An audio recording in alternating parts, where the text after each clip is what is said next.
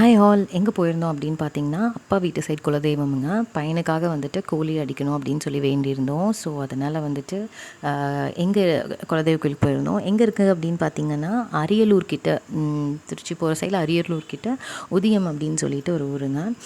நல்ல வர கிராமம் அது ஆக்சுவலாக.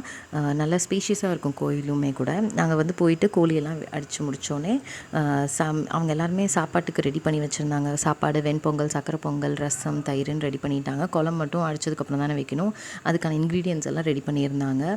அதுக்கப்புறம் தேங்காய் மட்டும் நம்மளே இது பண்ணிக்கலாம் அப்படின்னு சொல்லிட்டு இவர் தான் ஃபுல் அண்ட் ஃபுல் குழம்பு வச்சார். வெங்காயம், தக்காளி, பச்சை மிளகாலாம் போட்டுட்டு அப்புறம் கறி போட்டுட்டு நல்லா வேக வச்சதுக்கப்புறம் வந்துட்டு மசாலாஸ்லாம், கரம் மசாலா, சிக்கன் மசாலா, மல்லித்தூள், மிளகாத்தூள், மஞ்சத்தூள்லாம் ஆட் பண்ணிவிட்டு கடைசியாக வந்து தேங்காய் திருவி இறக்கிட்டார். அவருக்கே அன்றைக்கி ஆச்சரியம், சூப்பராக நம்ம செஞ்சுருக்கோமா அப்படின்னு சொல்லிட்டு எங்களுக்கு ரொம்ப பிடிச்சிருந்துச்சு. நான் வந்துட்டு ஒயிட் ரைஸ் விட வந்து அது வெண்பொங்கலுக்கு வச்சு சாப்பிடுவாங்கல்ல, அந்த தண்ணி சிக்கன் குழம்பு, அதனால் அப்படி தான் வச்சு சாப்பிட்டோம். சூப்பராக இருந்துச்சுங்க. எனக்கு ரொம்ப பிடிச்சிருந்துச்சு. எங்கள் அப்பா கூட கிண்டல் பண்ணிட்டுருந்தார். உனக்கு நாளையிலேருந்து பிரச்சனையே இல்லை, ஏதாச்சும் ஒன்று முடியல உடனே இவரை செய்ய சொல்லிடுவேல அப்படின்னு சொல்லிட்டு கிண்டல் பண்ணிட்டுருந்தார். அவருக்குமே இது ரொம்ப பிடிச்சிருந்துச்சு. பத்தாவதுக்கு நைட்டு வேறு வீட்டுக்கு பார்சல் எடுத்துகிட்டு வந்திருந்தோம். நைட்டு வந்துட்டு சாப்பாடு வச்சு நான் சாப்பிட்டுக்கிறேன் அப்படின்னு சொல்லிட்டு அப்பா எடுத்துகிட்டு வந்திருந்தார். எல்லாத்துக்குமே ரொம்ப பிடிச்சிருந்துச்சு.